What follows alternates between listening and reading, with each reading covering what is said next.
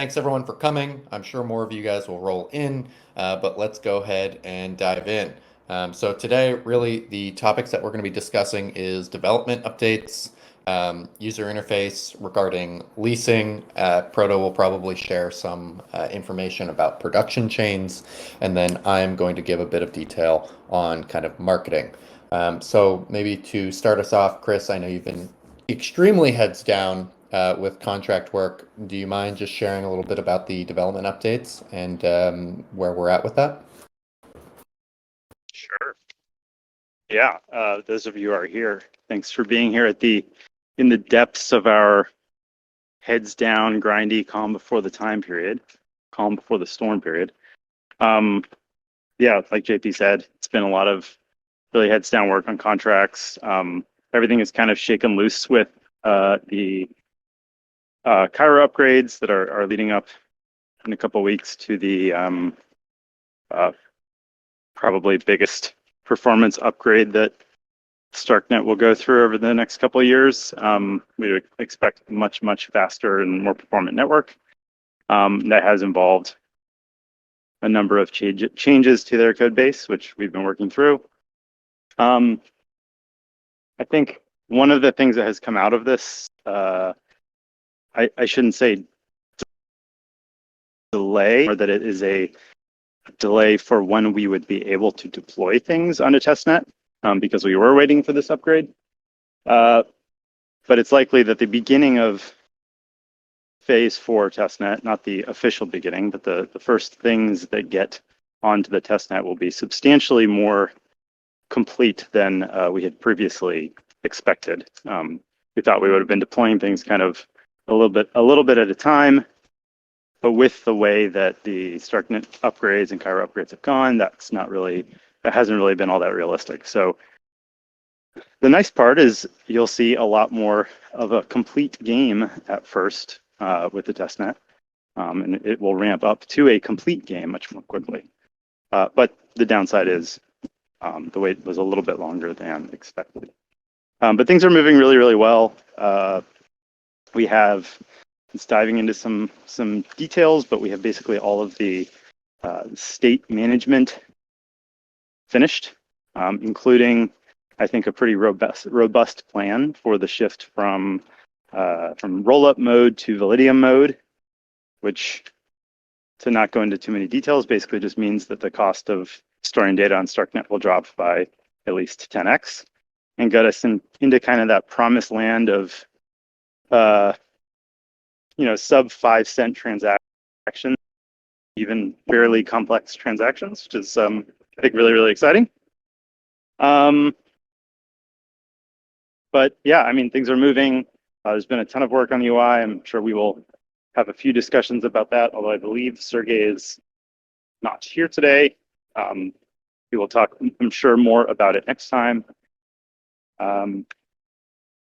Yeah, I mean, things are moving well. I'll go ahead and mention also that we have worked through a fair amount of due diligence and kind of pre-work with a new partner. Be partnering with, I believe, is going to announce that partnership tomorrow as our official on-ramp, fiat on-ramp. And we will be integrating them quite tightly into the Influence store, which will be part of the client, and should really serve, I think, to bring people who are not familiar with blockchain into the game quite quickly, and without them having to have really any knowledge of blockchain, which I think is hugely important, and I think it's a really exciting piece of the puzzle that we're adding. Yeah, I just want to JP?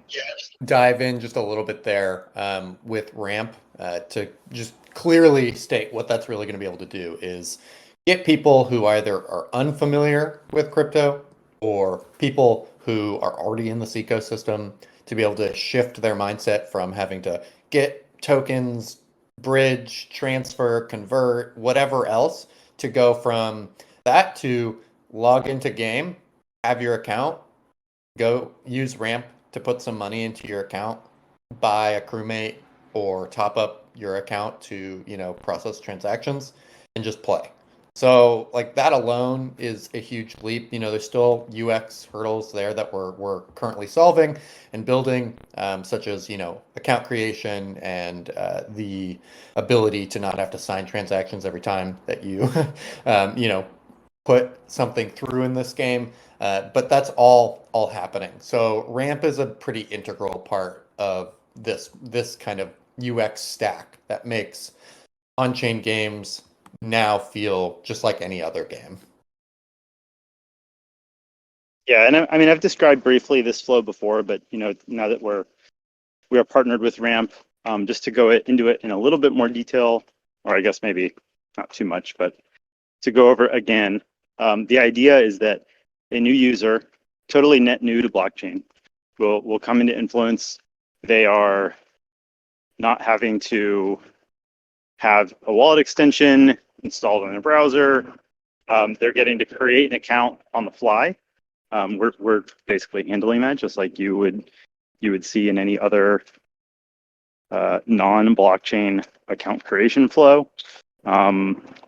We then link you with Ramp to actually and basically pre-recommend the address that your account will be deployed to, as well as the amount, such that when the funds hit the account, we can also then fire off a transaction to go ahead and purchase the starter pack, and away you go. And seriously, I think that we will get to the point where it may be not apparent at all that you're utilizing blockchain, and I think that's super, super exciting. Yeah, I think that's going to be a little bit of kind of a process, but I think at launch it'll be almost there, and then there's still improvements that we can definitely make. But I mean, truly, I think this is something that almost no other team is doing fully integrated like this. And it's been a ton of work, but we are unbelievably excited. So, to move on to the next topic, I want to give just a few details on marketing. I know this is not a sexy topic to talk about, but I just want to give you guys some details here.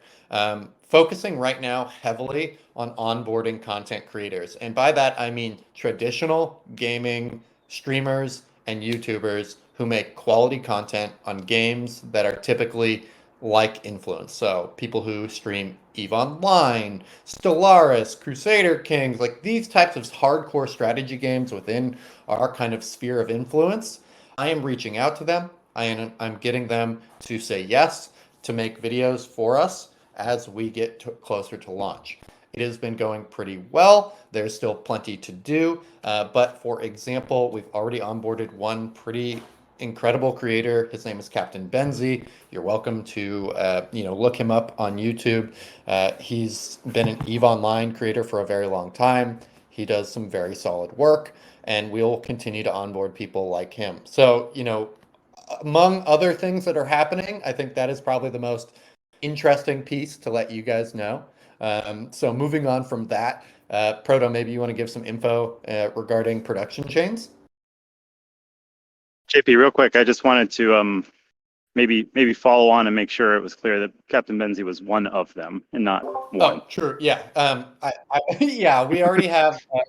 He's just one of the best Yeah, he's examples. definitely one of the best examples. Right now, we have 4 to 5 committed, and we're going to continue to increase that number.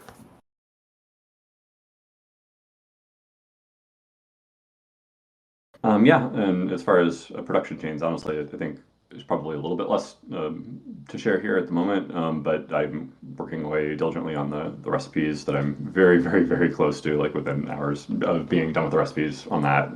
So pretty excited about that. Just to give you a little bit of flavor of like what the last sort of dregs of those have been looking like. For example, I was a few days ago, I was looking at the polymer tantalum capacitors that are in the game. There's a certain type of electronic device that is used to as a capacitor, which is a component in electronic circuits. It's a really interesting thing, though. It has it's got this sintered tantalum, which is basically like a very fine powder of metal that is then sort of compressed together and then heated really hot until it sort of turns into a cohesive whole, but it still retains all the little holes in it but from the powder. And since it's such a fine powder, you actually get like this incredibly high surface area, and that's what enables the capacitor to function. You know, that surface area is actually a key component of capacitors, along with sort of the distance between the two plates, the two conducting plates.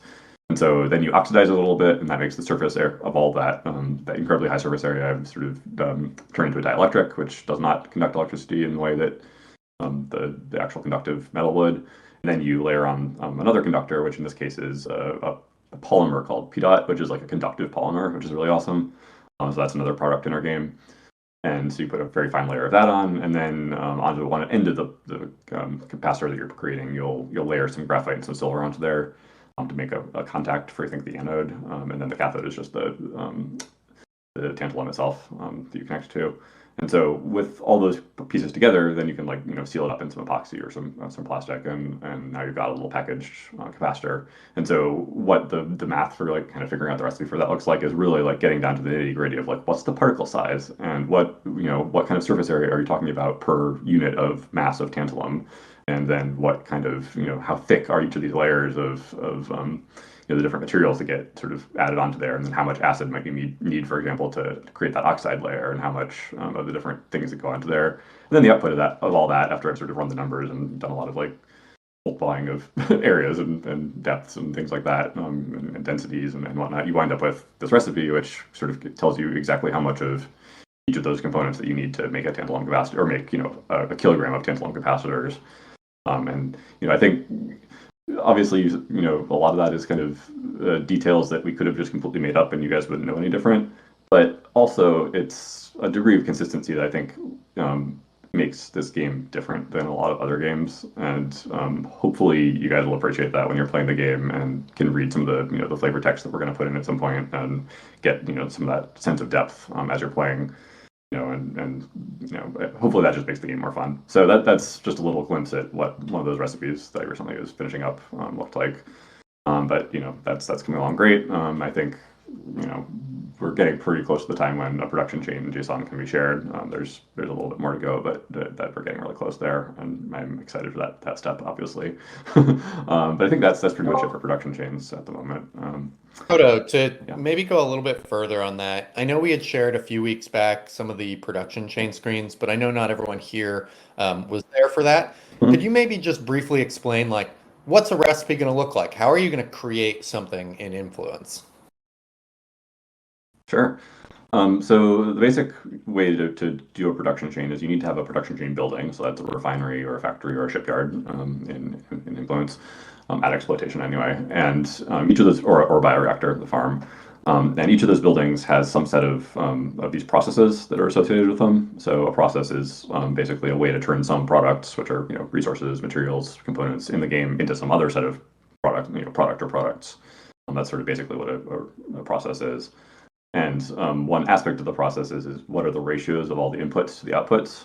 Like how much of each ingredient do you need to get how much of the thing you're trying to make, or the things you're trying to make? And that's what's called a recipe or a standard recipe. That's basically setting that ratio. It's a set of numbers for each of the inputs and outputs that sets the ratio for those things. And so that's what I've been sort of working on for a while now on all these processes that we have in the game. Almost, I think, 250 processes in the game. And when you select your production chain building, the flow for actually going to set up one of these processes to start it and start running will look basically like selecting. You can either select the process first or the input inventory first. Those are both valid ways to go.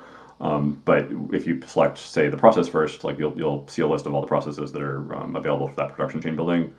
And you'll be able to search by name if you want to, and find that process. And once you've selected that, then the interface will show you the actual inputs and outputs and that are needed for that recipe. There will actually be a way to see the standard recipe if you want to, but we sort of think that those numbers are going to look kind of random for a lot of the recipes, so we're not going to show them by default, but you can turn them on if you want to. But fundamentally, the UI will just tell you what you need and what you are going to get. And the only thing you choose once you've chosen the process and selected an input inventory somewhere, a ship or a warehouse that has the inputs that you need, and needs to have obviously all of those inputs in it, The one thing you didn't then choose is like how much of that recipe you want to make. So you want to make one X of it or 10X of it or a bunch, a lot more of it.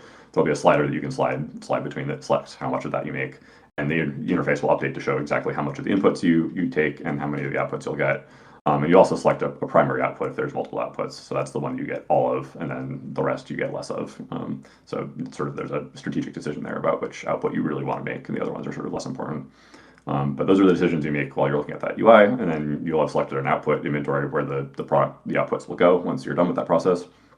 And it will tell you how long this will take on the basis of how much you're making and where your crew is and where the inventories are. Like the materials need to move across the asteroid and your crew needs to move across the asteroid, so that's part of it too.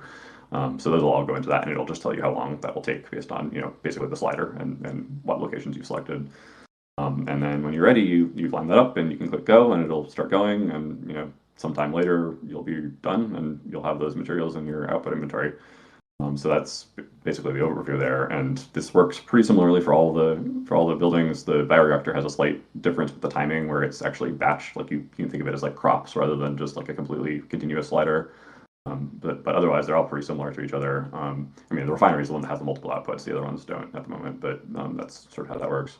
But otherwise, once you understand that mechanic, it's really just getting to know all the different processes, and they all work similarly. It's just different inputs, different outputs, different amounts. And so hopefully exploring that will be a really rich experience for everybody. Yeah, I mean, I'm pretty blown away here. The fact that we're looking at the end of recipe creation is a monumental task that you've been working on for the better part of a year now. So to kind of just summarize this, guys, the core components of the contracts, Chris, is just absolutely crushing. They're pretty much done. The UI is screaming along. The production chains are being, tweaked at their final bit. And all this stuff is coming in line right as StarkNet is, going to be releasing the basically needed parts of their framework and system for us to be able to push this into testnet. So it's all coming together. We're really, really excited. And then the next piece that we kind of want to just cover a little bit today, I dropped some images into the chat here, but is leasing.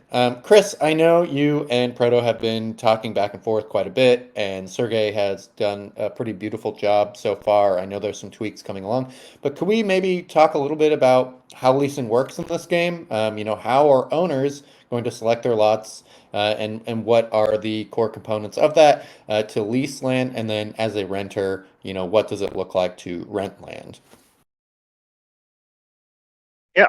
I mean, I think it would be good to start at a little bit higher level, and that's kind of to talk about the way that we're addressing permissions in general, including the act of leasing a lot, which we treat as a permission that the owner gives to another player to use the lot and to kick off people who shouldn't be using it. And basically what we've done is we've designed a system where there are policies that are applied to specific things and permissions. So the best way to think about that is that you have this arrangement where a policy means that You're breaking up, Chris. do a permission on an entity. Hey, Chris. And the entity can be sort of anything. You're back now. You might want to just repeat that last bit. Sure. Yeah. So the idea is that you, as the owner, controller of a thing, which we call an entity, can apply a policy to it with a permission. So you could say, I want to allow everybody to station their crew at my habitat. And we call that a public policy. You could also decide that you want to only allow certain people, in which case you would apply a whitelist policy to stationing at your habitat. We then additionally have two other policies. One is called the prepaid policy, which supports leasing as well as prepaying for staying at a habitat or docking your ship at a spaceport. And then there's the contract policy, which I know we've talked about in the past in a little bit more abstract terms when we've talked about hooks for external contracts, but this is a very concrete example of that, where creating a contract policy, you specify an external contract, just an address. And it has to implement a couple of 3 different methods that we will provide the interface for. And then basically whenever somebody tries to access, tries to use that permission on that entity, it'll call out to that contract, it'll run that custom logic, check, for example, if they're on the alliance list, or check that they have, maybe it's a reputation-based contract, and it checks that they've performed certain events in the past. A lot of options there. So it checks when they access it. It checks when the owner tries to revoke it. So the contract is also able to put constraints on when the owner can actually remove the policy. And then it calls it when you add it in the first place. So there's a lot of flexibility there. I'm sure we'll see a ton of interesting permutations on contracts. But that's the general idea of the system. Policies are best thought of as sort of an advertisement for how you get access to something.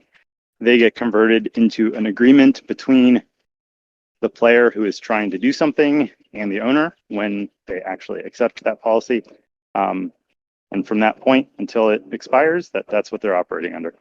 And so you can imagine, going back to leases, the owner of an asteroid specifies a number of lots, and they can either specify the lots that they want to lease, or they can specify the lots that they don't want to lease. And they'll attach this prepaid policy to it with a rate. It'll have an initial period and a notice period. Basically, the initial period has to be paid up front. So if you were to set an initial period of a month, whoever it is that wants to lease that lot is going to have to pay the month up front, but they can pay in advance for as long as they want, up to a year. And if they do that, they kind of don't have to worry about remembering to pay again. But if the owner comes along and wants to put in notice, basically revoke the lease, they'll have to respect that notice period,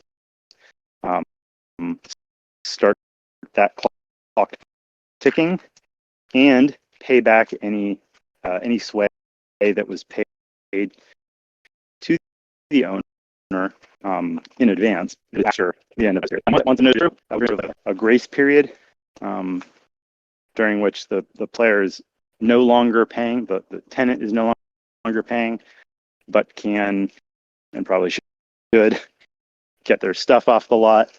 Once that period is through, the owner can come and take control of the building on the lot itself, and or kick off a ship like transport that's sitting on the surface. So that's really it. What we have included out of the box should also be quite powerful, and I think support pretty substantial number of these cases that we've all been talking about for the last couple of years. And I'm pretty excited to have it kind of at its final form. Yeah, I mean, I'll jump in and just say that's, I agree. Like, this is really exciting to see some like really practical, like not only just mechanics, but implementation of how this is going to work. And again, just to like sort of review, like the policy is something that you, the asset controller, like the owner of that asset, like a ship or an asteroid, or a building, a public building, you would set that policy for that asset. That determines who can take actions with that asset. So who has permission to, say, port your ship, or to station a crew in your habitat, or to basically do various things with that asset. So it basically sets the set of rules that will govern how people can use that. So you set the policy, and then agreements are created when people go to actually try to get access to using that asset. So you come along to an asteroid, say, that has a rental policy set, has a policy set, and you want to rent a lot. Then you go through the flow, whatever that flow is for that policy, to getting an agreement created. And then once that agreement's created, you're good to go for whatever the terms of that agreement are for however long it lasts. And agreements, again, are capped at 1 year. We've made sort of the executive decision to do that just to prevent, like, there are a lot of ways that this could be abused. If, for example, somebody granted themselves a bunch of agreements right before selling you something, and then suddenly you buy something that's worthless because they still own all the lots on the service forever. So we've put a year on that to sort of prevent those kinds of abuses. But a lot depends on Gnarly actually asks a really good question, and I think it's a good one to answer. But the answer is yes. He's asking, can this apply to factories and refineries? And yes, it can. It can pretty much apply to everything. The decision that we've made around the buildings is that they will all 9 of them will start after you've built them, basically with no policy, private mode. You can immediately start adding people to a whitelist. That can occur even without a policy applied, an explicit policy applied. But they can also all have any of those policies. So if you wanted to have a free-for-all warehouse that you set public, you're more than welcome to. Same thing with refineries or factories. If you want to provide sort of a community makerspace, let anybody run a process in there as long as it's free. That's also very possible, and can be extended, of course, with the policies to include whitelists, to include paid access, with the contract policies to include just about anything you want. Yep, and specifically for the whitelist or allow list, what that means is actually independent from the policy. It basically is your as the asset owner or asset controller, you can create these agreements sort of just off the cuff for somebody, for a crew, and say like, okay, this person has access to do this on my asset. You can just do that at any time, regardless of what otherwise the policy is, unless there's like an exclusive agreement that's already been reached. So if somebody has already rented a lot, you can't whitelist that lot to somebody else. There's only one person who can have the sort of controlling permission for that lot. But in general, you can whitelist people to do, or allow people to do whatever permissible actions you want with your assets, and that exists separately from the policy. So, but also it's not protected in any way, because you can revoke that as the asset owner at any time. So if you've been allow listed on say somebody's ship to board it, like that means you can always just get on there. You have an agreement to be able to do that, but the ship owner can always revoke that at any time. There's no protections for you.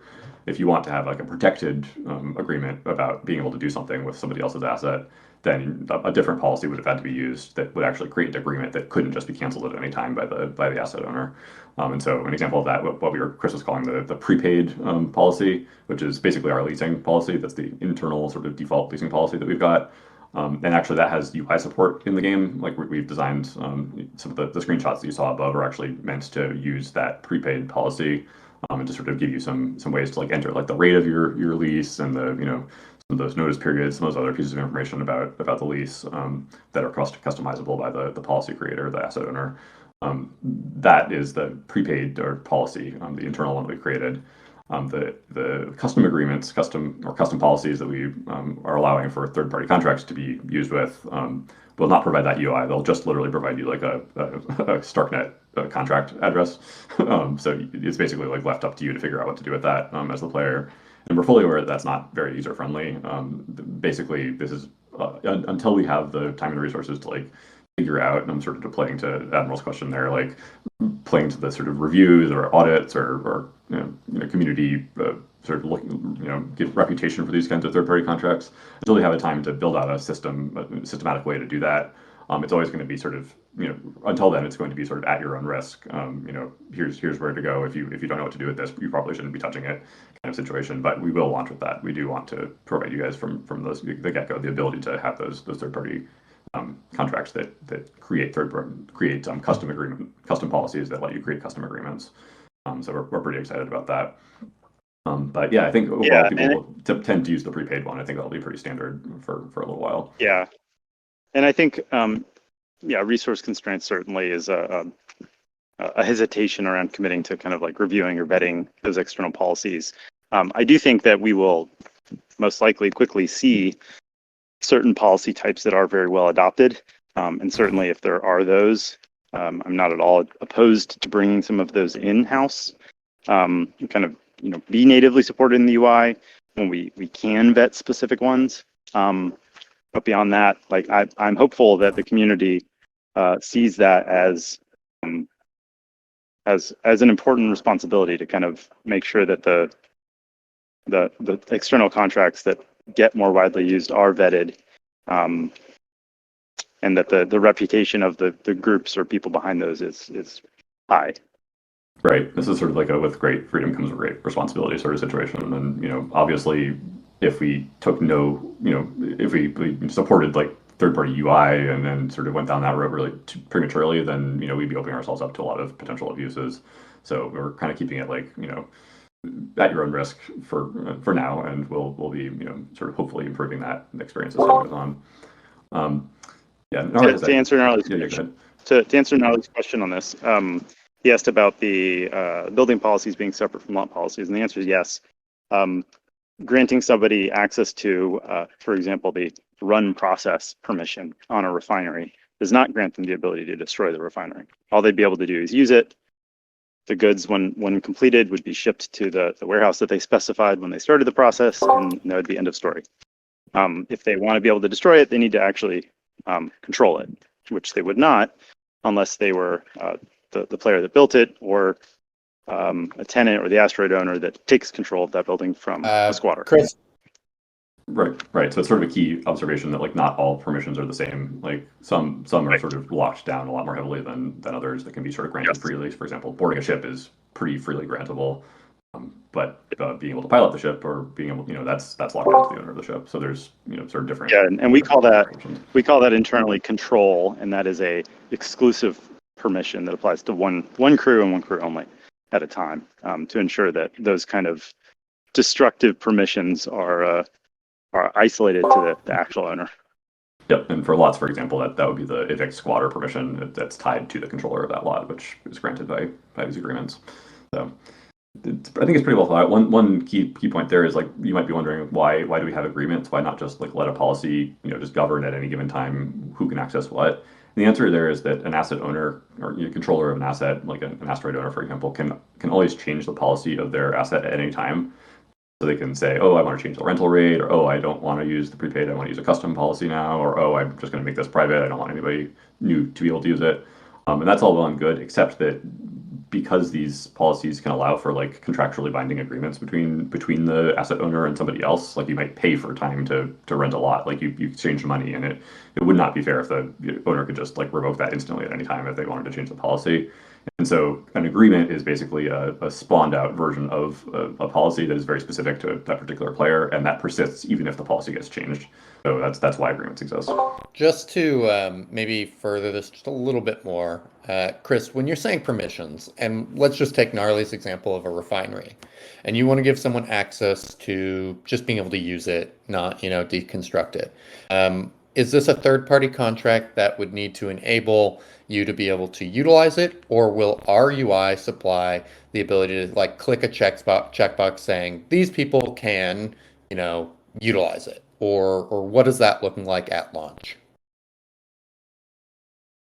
Absolutely. So if you're wanting to build that like community or even like small group of friends refinery that you want everybody to use collectively, the flow for that would be pretty straightforward. You plop down your refinery site, you supply it with the materials required to build a refinery, wait a little bit for it to be built, and then you just go into the management section. Whitelist is enabled all the time, basically out of the box, because it is not explicitly a policy. It just creates sort of that temporary agreement that grants somebody permission. So you get to go in that list, type in crews, add them to your whitelist for a given refinery, and that's it. They get to use it right away. So that should be one of the easiest and smoothest ways to get started with sort of sharing just to resources. Summarize this, I think really clearly, most of us have used permission-based sites. If you're managing, you are admin, and then you can put people who have lower access privileges below that. In game, you are admin if you own building, and you can give people access. But they do not, out of the box, when you give access, also get the ability to deconstruct or sell that asset.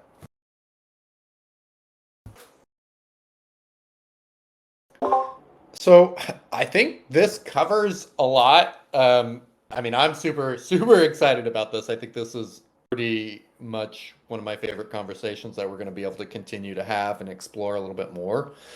Maybe we can take some questions here. I know some of you guys have already been asking questions, but if you guys have questions that aren't directly related to leasing or something like that, feel free to ask. Otherwise, we can take a few more questions on leasing and then close this out. We do have another about 20 minutes that we can be here, but we don't need to keep you in that the whole time if you guys don't have more and more questions. So Chris, I see there might be some more here if you want to potentially just answer those, because you're gonna have a lot more information than I am about these systems. Well, while some of these questions build up, or while we're waiting for somebody to join us on stage, I did want to talk about one other sort of set of decisions we made fairly recently and are implementing right now, and that's around what is and is not an NFT in the game. And basically, that what that means is which assets, which entities can you effectively move to L1 if you wanted to, or put on a different address and delegate to your crew, or put on a hardware wallet, or what have you. And the decision is, I think, probably the best of both worlds, in that we are making all of those more valuable assets NFTs, and that includes the asteroids, the crewmates, and the ships. So at launch, those will all be NFTs on L2. And I think one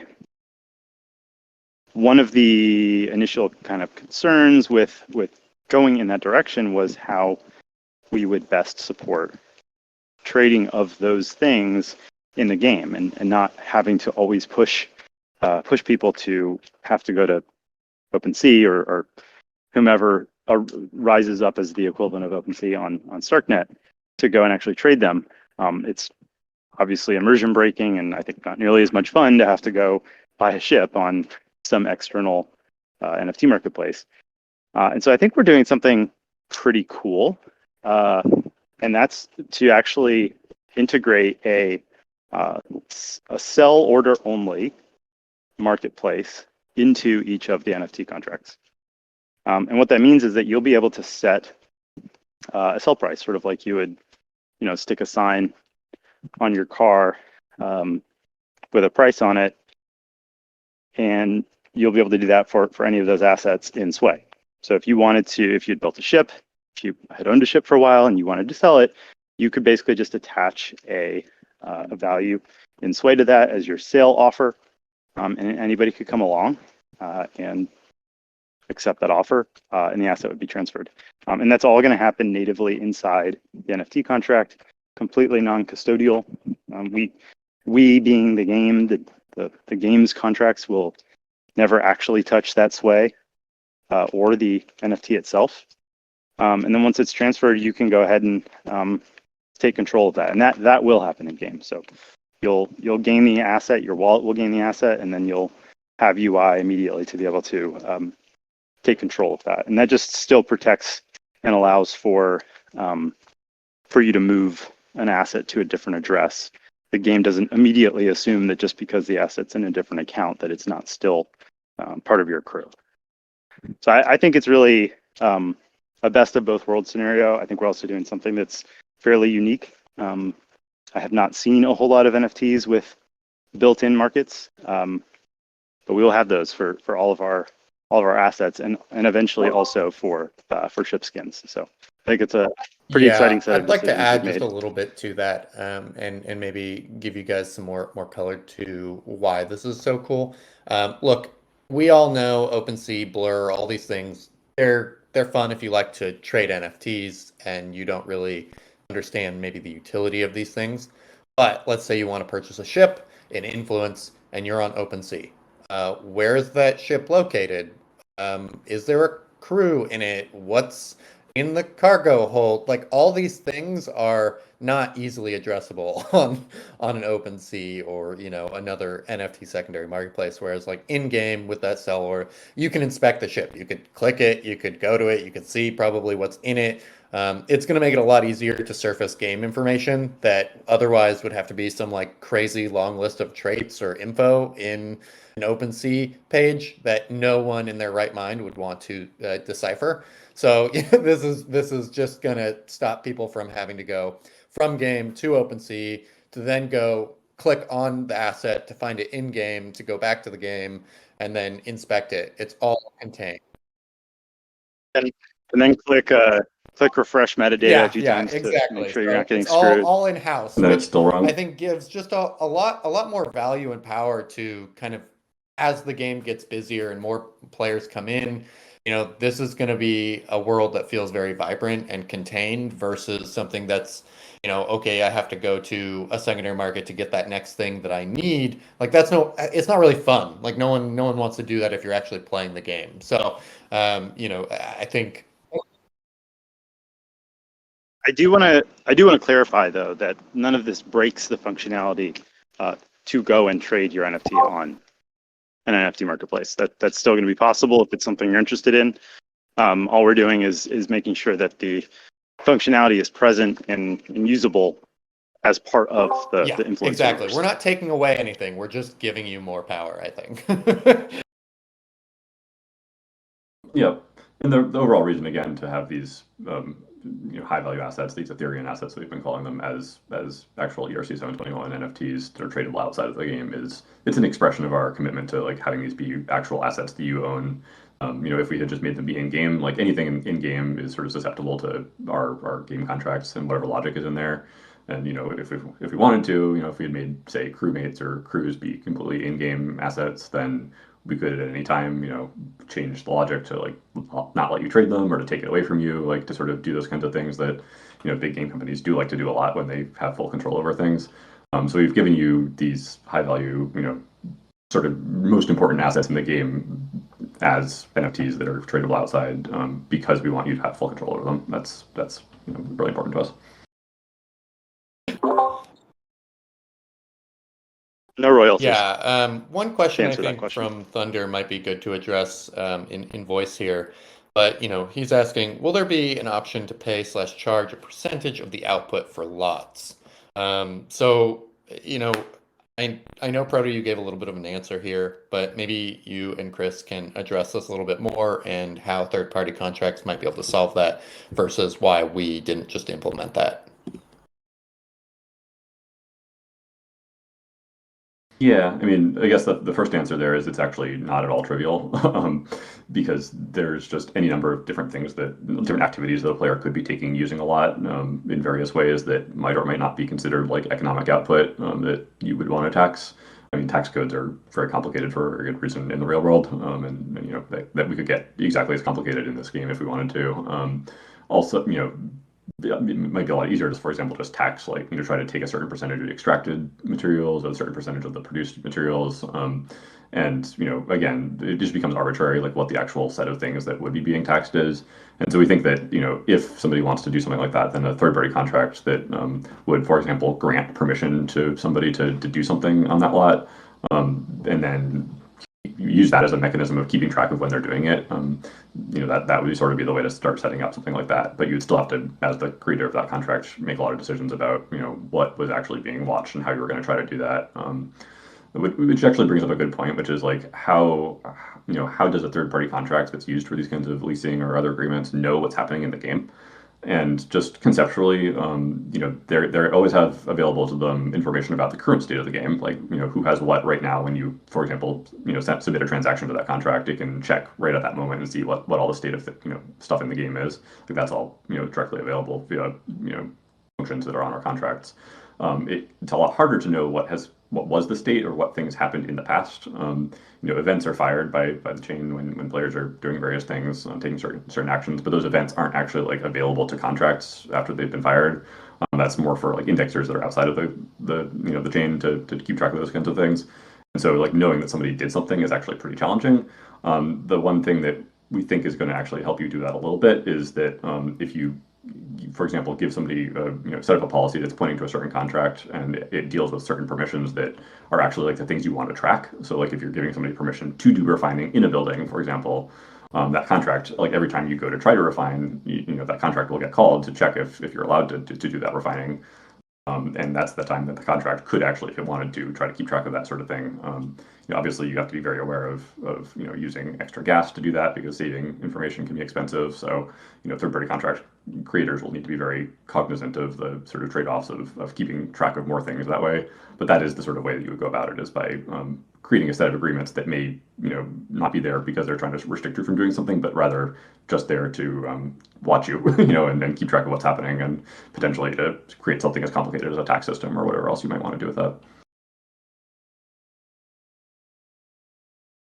Yeah, there's certainly a lot of cool possibilities. And I think one of the cool things about the way that we are designing the contract is that all of the state data is sort of queryable. If you wanted to get information about, how many, how many extraction runs have occurred on an extractor, like you can sort of look that up because extraction runs are incremented. Like you could look up information about an inventory at a specific warehouse. There's a lot of possibilities. But yeah, as Proto said, it is challenging to figure out, when specific events have occurred. That's a little bit more of a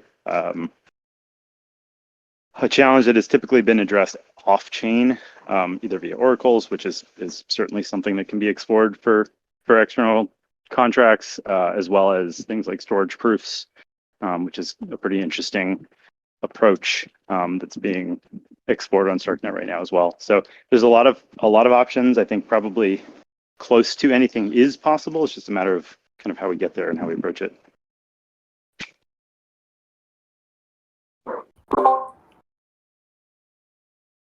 Thunder, I'm giving you an opportunity. I don't know if you want to come up here on stage or if you want to just type in, but hopefully that gave you enough clarity on why and how we're approaching this.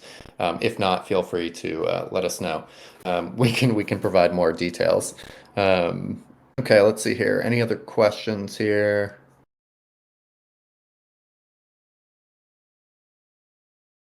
And there's sort of like a implied mechanical question about what happens if there's a building already on a lot, or how would you rent out a building to somebody? And I guess there's kind of two ways to answer that. First of all, if you want to rent the whole lot to somebody, say as an asteroid runner, you want to like create a bunch of prefab buildings and like have people come and lease them. You would go and build those buildings on your own lots, and then you'd set up lease terms, as you normally would on those lots. And so what would happen is when somebody would come along and lease out that lot, they would now have the exclusive control over that lot when they have a lease agreement in place. They would see that you, the asteroid owner, are now squatting on their lot with a building. They'd be like, oh, you've got, somebody else has a building on my lot. And they would actually have the ability to evict you, the asteroid owner, from your own building on that lot. And now they have control over it. Now the building is effectively theirs as well. And so now they are, for all intents and purposes, the owner of that building and can do whatever they want with it. As the lot owner. On the other hand, if you want to sort of give people permissions to use your buildings without giving away the building itself, without giving away the lot itself, or letting somebody else have exclusive control over it, then you would set up permissions related to, set up agreements, a policy related to that specific building itself. And that would allow you to be more fine-grained with like saying, I want you to be able to, use my extractor, but I don't want you to be able to do anything else with it or claim control of it or anything. And so those are two different things, sort of the ways you would go about it. I think there's certain, the question. Actually, sort of to add a couple. Go ahead. So I was going to add a couple of cool, interesting options as well, just by naming out the fact that we are going to support both add and remove from warehouse permissions separately, as well as splitting up some of the marketplace permissions into like buy and sell. So I think there's a lot of kind of interesting possibilities there for like, company stores, deposit-only warehouses, etc. I think there's a lot of really, really cool options, sort of to follow on what Proto was saying. Yep, and one key thing to keep in mind here, which might be reassuring when you start thinking about permission systems and policies and agreements, and isn't this going to get super complicated super fast? is that for exploitation, for moderately foreseeable future, there will be a single policy that is at any given time set on an asset. Even though agreements for old policies can still be in place, conceptually, there's only ever one that dictates what any new agreements created for the asteroid are tied to, like which policies applies. So, yes, you can make a third-party contract that does fairly complicated things related to the different permissions, but it is always sort of in one place at any given time. Not counting old ones that may be out of date, but still apply until they sort of run out of time. So, that's the sort of binding thing that will keep things from getting too crazy, hopefully.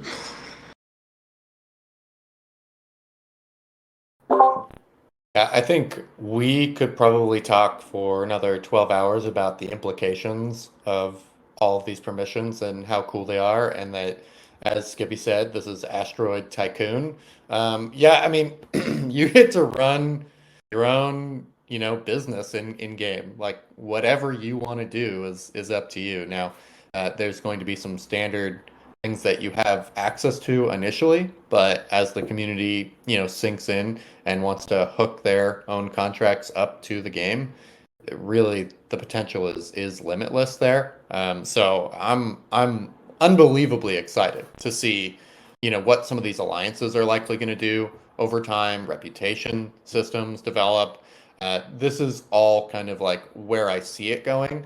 However, right out of the box, guys, this game is absolutely crazy. Like I'm assuming most of you here are just in the category of win and can I play now?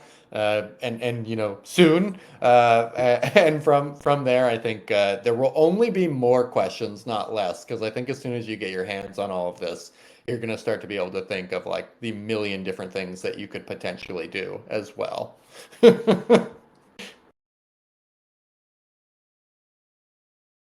I'm still incredibly excited about the potential for a external reputation management contract that can support these sorts of contract policies. I mean, the ability to call out to that sort of like an on-chain oracle and determine, hey, I'm just going to go ahead and give permission to all these buildings, to all of the good actors in the game, which would be pretty incredible. Yep, if you get, bad listed on that on that contract, you're in trouble. That's sort of one way for the community to enforce its Yeah, this was expectations. something actually last night as I was watching videos on other people's games and novel and unique things that people have done over time. I thought that the idea of, we have captains in this game for our crew. That captain is essentially the one who accrues the most experience, and, all your events and actions are tracked on chain. There's this idea that, an identity and social credit score type thing could be built up, like we're talking about, but not necessarily even be focused on influence, just in general. But it's not attached to you, the person, it's attached to an NFT. So that captain could essentially be your online social, score is pointed towards that. And so as you can, contribute to more and more, games or applications or just simply use things on chain, all this can easily be tracked, and you might even be able to start earn, rewards. Like maybe a new game's coming out and it sees like you're an absolute monster in influence, and they're like, hey, captain of whatever account that might be, we're going to give you some special rare skin in this game. I think that's likely going to be a lot of how we start to see kind of that bridge into collaboration between games, because in all honesty, that legal framework and how to do that properly is very difficult. Like to have an item transfer to another game is really difficult, but to have your tracked actions transfer into something that you may be able to unlock in another game is a lot more likely to be interoperable than a ship in one game equals a gun in another. And I think right out of the box, influence is primed to be one of the best showings for this kind of stuff to be developed on top of. I could go on, but I think that's a little off topic.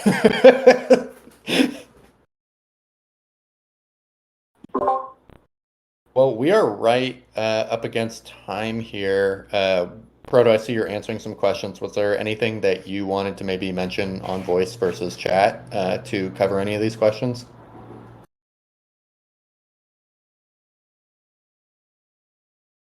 I think we've mostly covered things. I mean, Admiral has a good question. Maybe Chris would be the best one to answer about directly renting a ship. The way I understand it right now is more that it would be that you allow certain actions related to that ship. Sort of being able to board the ship, for example, but things like being the flight crew, using it as a as if you were the pilot of that ship, is limited to the controller of that ship. So Chris, would you Yeah, basically that's correct. rent out the control permission? Is that how it would work if you wanted to like give that away, or is that You impossible? can't. Control permissions are not rentable. Okay. They are kind of subject to the other policy, which is that I shouldn't say policy. The other mechanic, which is that by placing them under the control of your crew, you're effectively lending them, I guess, if you want to say that. You could, for example, maintain ownership of a ship, of the NFT itself, but transfer control of it to somebody else's crew. That would always give you the right to pull back that control, but they would be able to use it.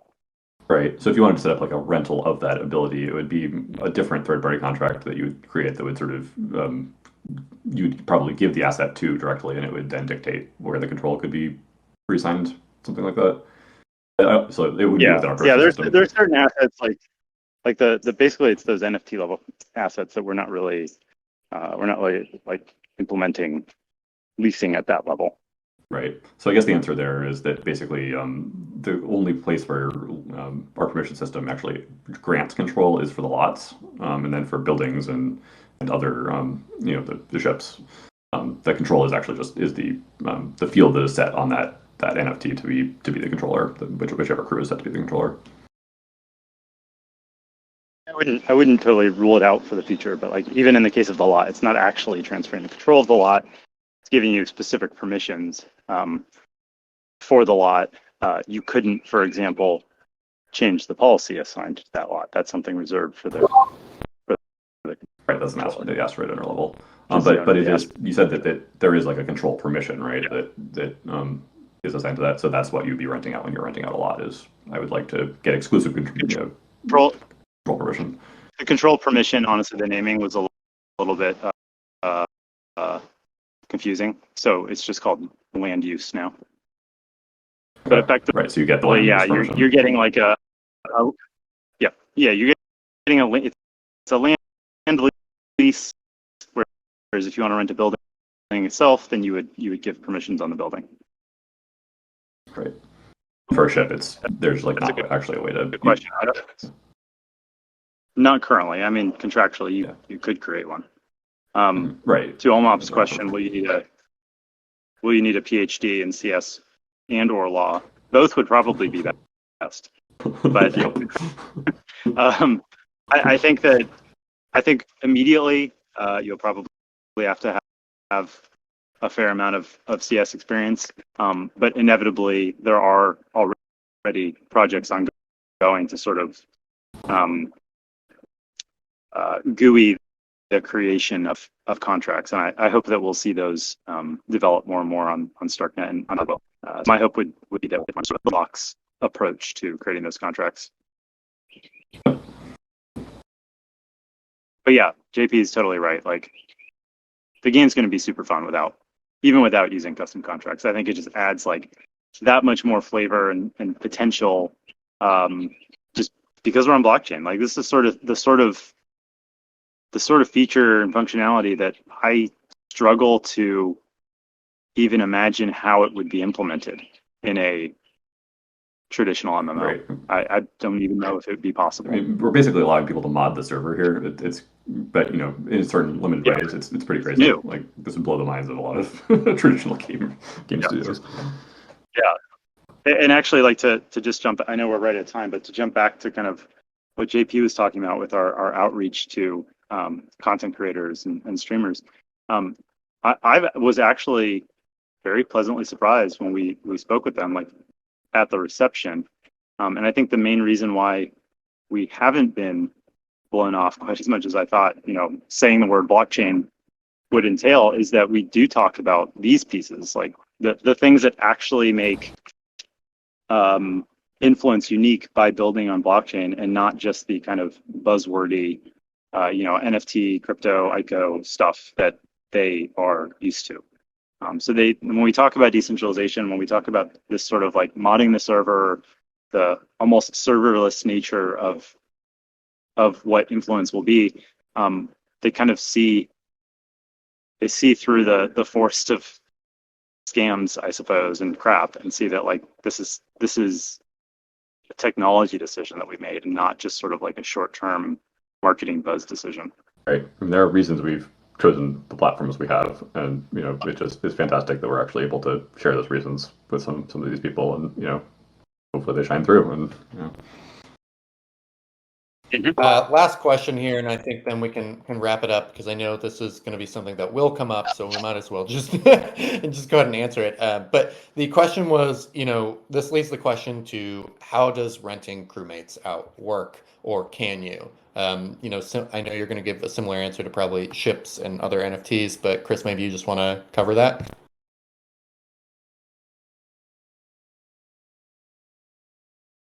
Yeah, I mean, we're not explicitly implementing like crewmate rentals, but again, there's a fairly clear path to that if that's something that was desired, and that's the idea that an account is still able to own the underlying NFT, and therefore is able to take back control of an asset whenever they want. It's certainly possible to create contracts around that, and restrict the ability of the owner to do that, transfer an NFT into a contract that restricts their ability while granting that control to another player's crew. There's a lot of options there, but we've thus far avoided sort of like the leasing at the top level, and instead focused on the permissions and the kind of ability to grant permissions within the game itself. right, and just to sort of paint a little bit of a picture of that, like if you wanted to loan a crewmate to another player, they would have their own crews, and so you've got a crewmate that you want to loan to them. You would put it onto a new like one player crew, like you put it onto its own little crew, and then you transfer that crew to them. So now they have a crew with the crewmate on it, and they can actually transfer that around within their own crews. They can do whatever they want with that crewmate, play with it as if it were their own for however long they want. But at any time, you can go in and transfer it off of whatever crew it's on in their possession and back into one that you own. So you can always take it back again. So that's how you would loan a crewmate out and let somebody play with it however much they wanted. If you want to rent it out, which implies that you actually are limiting your own ability to take it back for some period of time because you've been paid for it, that's the sort of contractual agreement that you're putting yourself under, then you would need to basically limit your own ability to take that controller-based action on the thing that only you as the owner could do, which is taking back control of that crew. You'd need to limit that. And that's something you'd need to do sort of at a higher level than our permission system allows, because it's kind of at that high level of the NFT contract. Yeah, that would likely entail a deposit, Yep. some sort of deposit contract. Like put the crewmate. And again, because we've right, and I think because we have been pretty adamant about keeping influence non-custodial, we have avoided that thus far. We've avoided, having you deposit your assets into the influence contract, thereby losing control of them for some time, because we want to make sure that you do have control of your especially valuable assets at all times. Right. And if a third party makes some sort of contract that does take custody of it in that way, like that's something that they can do, and that's something that you can do. You can put your assets into if you want to. Like that's up to you. It's sort of at your own risk, but we're not going to do it. Yeah. Okay, so we are already past time. I know, Chris, you want to get back to contract mode. You've been heads down. So I really just want to say thank you guys for coming. This was a really fun and exciting talk. We are getting closer, as you can tell. And as we get closer, it's going to be more and more fun for us to answer those nitty-gritty questions that involve kind of your day-to-day actions and what you can and can't do as either an owner or player. And I think this is just going to get more and more fun as we go along. And then, I'll just say it again: we don't have a date on testnet phase 4, but we will give you a minimum of 2 weeks notice before it happens. So that's about all we can give you in terms of dates at this point. Chris, Proto, you want to add anything before we sign off here?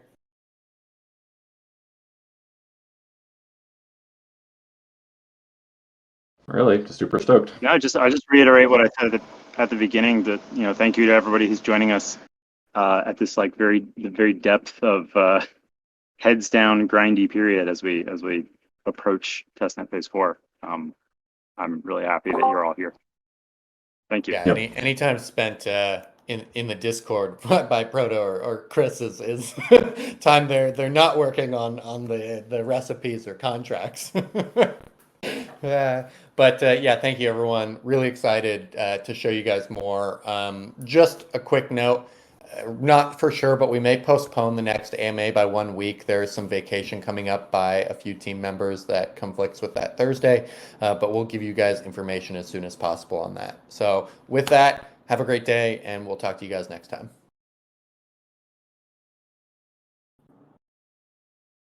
Care.